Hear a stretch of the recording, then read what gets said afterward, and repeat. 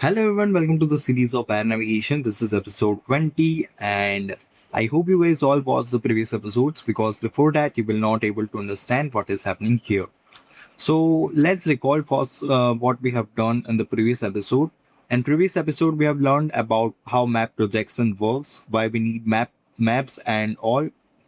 हमने map projection के बारे में पढ़ा था हमने वो क्या होता है डिस्टॉर्शन क्या होता है वो हमने देखा था and different types of map projections देखे थे जिसमें तीन अप्रोक्सीमेटली मोस्टली हमने पढ़े थे so this are the questions you have to solve I hope आप लोगों ने सारे क्वेश्चन सॉल्व कर लिए हैं so let's move on to the next episode which is Mercator projection ये जो कि हमने प्रीवियस एपिसोड में हमने पढ़ा था इस एपिसोड में हम इसे डिटेल में पढ़ेंगे तो सबसे पहले मर्केटर प्रोजेक्शन क्या होता है हमने देखा था कि सिलिंड्रिकल प्रोजेक्शन को हम मर्केटर प्रोजेक्शन बोलेंगे अर्थ को जब हम सिलिंड्रिकल फॉर्म में कन्वर्ट करके उसे कन्वर्ट मैप में कन्वर्ट करते हैं तो उसे हम बोलेंगे सिलिंड्रिकल प्रोजेक्शन हमने ये तीन प्रोजेक्शन देखे थे प्लेन प्रोजेक्शन सिलेंडर प्रोजेक्शन कोन प्रोजेक्शन और सिंपली ये तीनों मतलब ये तीन एक टाइप है और इसके टाइप्स के जो प्रोजेक्शन है वो ये है polar charts Mercator projection and Lambert projection so इस एपिसोड में हम मर्केटर को डिटेल में पढ़ेंगे वो क्या होता है क्यों होता है Mercator comes from wrapping a cylinder around earth सो हमने लास्ट एपिसोड में देखा था यही सेम चीज जैसा कि ये एक अर्थ है उसको मैं एक सिलेंडर में व्रैप कर देता हूँ तो उसी को हम बोलेंगे मर्केटर प्रोजेक्शन अभी इसको जो है वो मैं एक फ्लैट मैप में कन्वर्ट कर दूंगा जैसे कि ये सिलेंडर है suppose this is a cylinder और इसके अंदर मैंने अर्थ को व्रैप कर दिया तो अर्थ इसमें इतनी बड़ी आ गई है और मैं क्या करूंगा इधर से इसको कट करूंगा और इसे फ्लैट कर दूंगा तो ये कुछ ऐसा रेक्टेंगल टाइप शेप बन जाएगा सो आई होप आप लोगों को समझ में आ रहा है कि मैं क्या समझाने की ट्राई कर रहा हूँ काफी इजी चीज है a cylinder touches earth at the equator this touching line is called standard parallel for मर्चेंट standard parallel equals to equator very important so अभी देखो जैसे कि मैं ये दिख रहा है कि अर्थ सिलेंडर जो है वो अर्थ को टच कर रहा है तो जिस हिस्से पर ये टच करेगा पहले मतलब तो उसी को हम बोलेंगे स्टैंडर्ड पैरेलल जो कि इक्वेटर है इक्वेटर हमने पढ़ा था सबसे equator is a great circle सबसे बड़ा डायमीटर अर्थ का तो उसी को हम बोलेंगे इक्वेटर स्टैंडर्ड पैरेलल को सो ये काफी इंपॉर्टेंट चीज है ये आप लोग समझ लेना how Mercator is created Imagine a light bulb at Earth's center. Light projects latitude lines, longitude lines onto the cylinder. Then we cut the cylinder and unroll it. अभी मैंने बताया था जैसे कि ये एक सिलेंडर है और उसमें हमने अर्थ रख दी उसके अंदर अभी अर्थ को रहने दो फिर हम इसे इधर से कट करेंगे तो सिलेंड्रिकल शेप कुछ ऐसा हो जाएगा उसे अनफोल्ड करेंगे तो अभी एक चार्ट का ही देख लो आप ये जैसे कि एक सिमिलर चार्ट है रेक्टेंगल इसको मैं फोल्ड करूंगा तो ये सिलेंडर बन जाएगा वैसे ये सेम चीज है तो इसे हम रिवर्स करेंगे तो ये पूरा जो है वो मर्केटर चार्ट बन जाएगा बहुत इजी है जस्ट आप लोगों को अंडरस्टैंड करना है ये सब चीजें this flat sheet becomes the Mercator chart ये हमने देखा था वही व्हाट हैपन्स टू मेरिडियंस अभी देखो जैसे कि हम ये अर्थ को जो है वो मर्केटर चार्ट में कन्वर्ट करेंगे तो काफ़ी सारी चीज़ों में चेंजेस आएगा मैंने अभी बताया था कि डिस्टोर्शन होता है सो वही हम देखेंगे कि अगर हम अर्थ को मर्केटर चार्ट में कन्वर्ट करेंगे तो क्या क्या चीज़ें चेंज होगी सो सबसे पहले जो होगी वो मेरिडियंस चेंज हो गए on earth meridians converge towards pole जैसे कि अर्थ में जो है वो मेरिडियंस ऐसे होते हैं एक पोल पे जो है वो सारे कन्वर्ज हो जाते हैं ऐसे जॉइंट हो जाते हैं मिक्स अपने मेरिडियंस के बारे में पढ़ा था north to south pole joining line वो मेरिडियन होता है सो अर्थ में जो है वो ऐसे कन्वर्ज होता है पोल्स के पास बट जब हम मर्केटर में देखें तो वो सारे पैरेलल्स होते हैं अभी तुम ही देखो जैसे कि ये अर्थ है और उसको हम कट करके ऐसे ट्रायंगल शेप में अनफोल्ड कर देंगे तो वो कुछ ऐसे स्ट्रेच हो जाएगी अभी मैं आप लोगों को एक एग्जांपल देता हूँ जैसे कि अभी एक आप बलून ले लो, ये एक बलून है और उस पे मैंने ऐसे लाइंस ड्रॉ करी सारी, ये इसे बलून समझना। फिर अगर मैं इस लाइंस को ऐसे स्ट्रेच करूँगा तो ये सारी लाइंस जो है वो पैरेलल हो जाएगी ऑब्वियसली, क्योंकि जैसे जैसे स्ट्रेच करूँगा वैसे वैसे इक्वल डिस्टेंस पे ये सारी लाइन पैरेलल हो जाएगी। अगर मैं साइड में से स्ट्रेच करूँगा तो so that's all it is, मतलब उस स्ट्रेच करने पे ये सारी लाइंस पैरेलल हो जाती है। और वो कौन सी लाइन होती है? Longitudes, meridians. Meridians are straight, parallel and equally spaced. Memorise this exactly, इसको मेमोराइज कर लेना, काफ़ी इजी है, उतना कुछ दिक्कत नहीं है। अभी थोड़ी कंफ्यूजिंग चीज आएगी। What happens to latitudes? This is where Mercator becomes interesting. On earth latitudes are equally spaced. अभी देखो अर्थ पे जो है, ये जैसे कि अर्थ है, उस पे लैटिट्यूड सारे फिक्स्ड इक्वल स्पेस में होते हैं, जैसे कि ये सारे पैरेलल्स है और ऐसे। लेकिन जब हम इसे मर्केटर में कन्वर्ट करते हैं तो ये इसकी स्पेसिंग्स जो है वो अनइक्वल हो जाती है, और पोल के एरिया के साइड जाओगे तो वो स्पेसिंग उसकी ज़्यादा हो जाएगी। तो ऐसा क्यों होता है? क्योंकि जितना like the higher latitude the greater spacing. This is question examiner loves. Since meridians have been forced to remain parallel, the chart must stretch north-south distance to preserve the shape and direction. That stretching causes latitude spacing. अभी देखो, जैसे कि हमने पहले meridians में देखा था, meridians में हमने क्या किया था कि अर्थ को जो है वो ईस्ट और वेस्ट और ईस्ट डायरेक्शन में हमने स्ट्रेच कर दिया था। तो अभी इसको परफेक्टली हमें इसकी डायरेक्शन रखनी है तो इसे नॉर्थ और साउथ में भी स्ट्रेच करना पड़ेगा।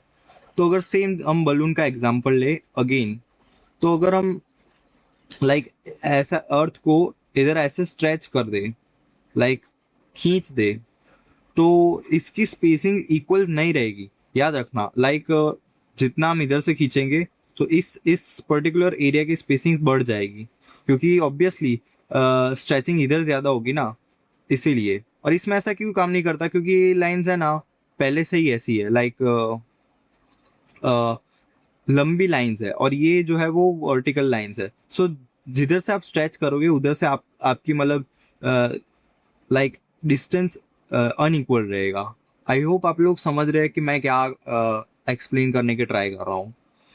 सो सेम चीज़ है, बस आप लोगों को अभी के लिए ये याद रखना है कि लैटिट्यूड्स जो है वो अनइक्वल स्पेस्ड होते हैं और लॉन्गिट्यूड्स जो है वो इक्वल स्पेस्ड होते हैं, मेरिडियंस। कहाँ पे? मर्केटर चार्ट में।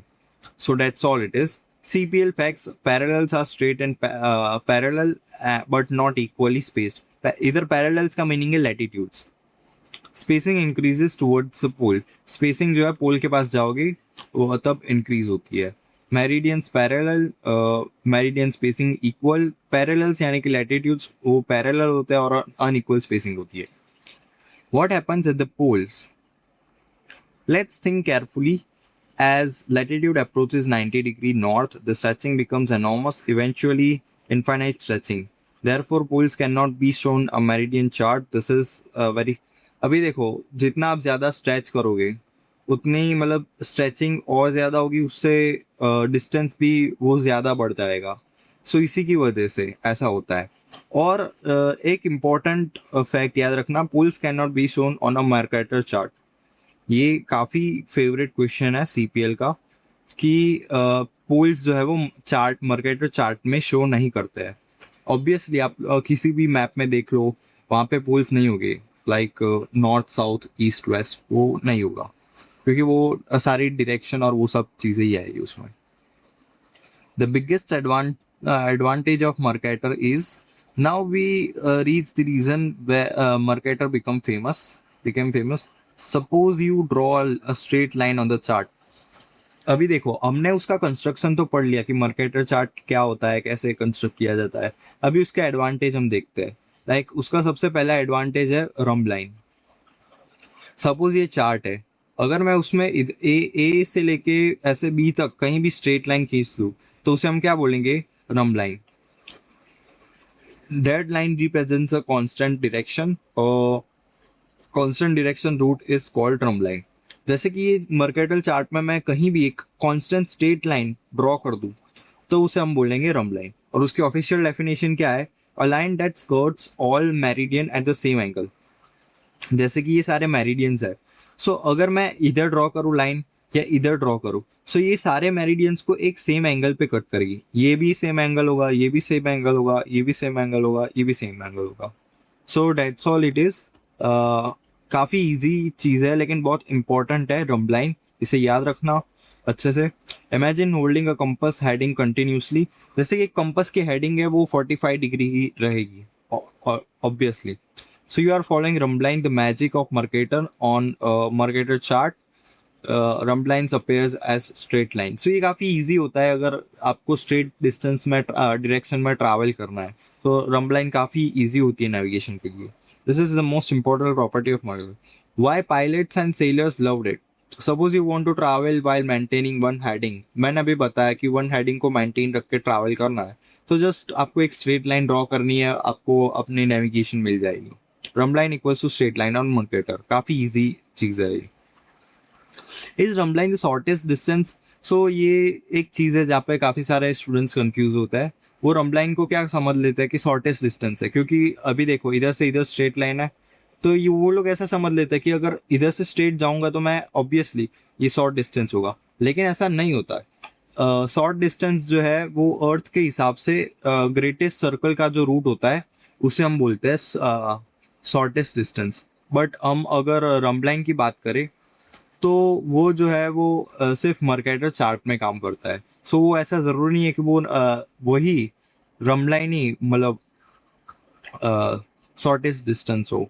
On Earth, great circle is the shortest path, not the rhumb line. Example जैसे कि मैं न्यूयॉर्क से लंदन फ्लाई कर रहा हूँ, मैं हमने अभी प्रीवियस एपिसोड्स में हमने देखा था कि क्यों ग्रेट सर्कल शॉर्टेस्ट पाथ होता है। जैसे कि ये अर्थ है, अभी मैं आप लोगों को एक और बार फिर से समझा देता हूँ ताकि आपको कंफ्यूजन ना हो। जैसे कि ये अर्थ है और अगर मैं इस पे मेरे को न्यूयॉर्क या से लंदन जाना है तो वो कुछ ऐसा कर्व्ड रूट बनेगा। सो हमें क्या लगता है कि ये कर्व्ड रूट ये सीधा भी तो ले सकते थे। कर्व्ड रूट लेके ये लोग लॉन्ग डिस्टेंस ट्रैवल कर रहे हैं तो सीधा भी तो ले सकते थे। तो एक्चुअली में ऐसा नहीं होता, वो सबसे शॉर्टेस्ट डिस्टेंस होता है। क्योंकि ये देखो अभी इसको मैं एक वो ग्रेट सर्कल में कन्वर्ट कर दूं तो ये सबसे शॉर्टेस्ट डिस्टेंस होगा। और अगर हम अर्थ के ऊपर से देखें तो ये स्ट्रेट लाइन ही है। अगर जैसे कि मैं इसको इधर से देखूँ, इस साइड से देखूँ, तो ये ऐसे मेरे को ऐसे ही लगेगी, ये स्ट्रेट लाइन लगेगी। लेकिन मैं इसे थोड़ा नीचे से देख रहा हूँ इसीलिए मेरे को ये टेढ़ी लाइन लग रही है। सो डेट्स वाई मैप में भी ये सारी लाइंस है ना वो कर्व्ड होती है, क्योंकि वो अर्थ के पर्सपेक्टिव से हमें शो करता है। और रम लाइन क्यों मतलब शॉर्टेस्ट डिस्टेंस नहीं हो सकती? क्योंकि वो ग्रेट सर्कल के पाथ से नहीं चलती। जैसे कि ये मर्केटर चार्ट है वो इधर से इधर है, तो शॉर्टेस्ट डिस्टेंस कहीं और से भी हो सकता है, वो ग्रेट सर्कल के हिसाब से अर्थ के हिसाब से होगा। सो ये दोनों चीज़ें काफ़ी डिफरेंट है। काफ़ी बच्चे इसमें कंफ्यूज हो जाते हैं, लेकिन रम लाइन जो है वो शॉर्टेस्ट डिस्टेंस नहीं है। ग्रेट सर्कल का पाथ जो है वो शॉर्टेस्ट डिस्टेंस है। Shortest route great circle. Constant heading जो है वो रम लाइन है। अगर मैं एक जगह से दूसरी जगह कंस्टेंट हेडिंग में जा रहा हूँ तो वो उसे हम बोलेंगे rhumb line. Use exam favourite. Distortion on Mercator. अभी देखो मैंने बताया था कि हर एक मैप प्रोजेक्शन की अलग अलग डिस्टोर्शन होता है, लाइक वो पर्टिकुलर फील्ड में ही एक प्रिजर्व कर पाता है। तो सबसे पहले हम इसके डिस्टोर्शन देखते हैं कि इसमें क्या चीज़ें एक्यूरेट नहीं है। Near equator distortion is small, like equator के पास गलतियां स्मॉल है, लेकिन नियर द पोल चेंजेस काफ़ी ज़्यादा है। हमने देखा था कि लैटिट्यूड्स के जो डिस्टेंस है वो बढ़ जाता है, तो इसकी वजह से काफ़ी दिक्कत होती है कैलकुलेट करने में कि हम सही दिशा में जा रहे हैं या नहीं जा रहे। Places near poles appear much larger than reality. This happens because of stretching. Distortion increases with latitudes. So इसकी वजह से लैटिट्यूड के नेविगेशन में दिक्कत आती है। सो बस यही है इसका डिस्टोर्शन। और जब भी हम देखें कि मर्केटर क्या प्रिजर्व करता है, यानी कि वो किस चीज़ में ज़्यादा एक्यूरेट है, तो वो है Mercator is also called conformal projection, a projection that preserves local angles and shape. जो ये एक ऐसा प्रोजेक्शन है जो लोकल एंगल्स और शेप को प्रिजर्व करता है। लाइक अभी हमने देखा रम लाइन, तो वो एंगल के बेस पे ही हुई ना। सो सबसे ज्यादा अच्छी चीज एक्यूरेट और वो लोकल एंगल जो शेप है। This is why directions are represented well, इसकी वजह से डायरेक्शन अच्छे से रिप्रेजेंट होती है मर्केटर में। If you want to go with local angles and shape as your first priority, so you should choose Mercator as your navigation map. Mercator is conformal, like उसे conformal projection भी बोल सकते हैं हम लोग। और दूसरा क्या बोल सकते हैं, कोनिकल प्रोजेक्शन। ये तीनों इसके नाम। So that's all it is. I hope आप लोगों को समझ में आया कि इस एपिसोड में हमने क्या पढ़ा, मर्केटर प्रोजेक्शन के बारे में पढ़ा था। And this are the questions you have to solve. I hope आप लोग ये सारे क्वेश्चंस सॉल्व कर लोगे and comment down the answers of it if you have done it. So see you guys in the next episode.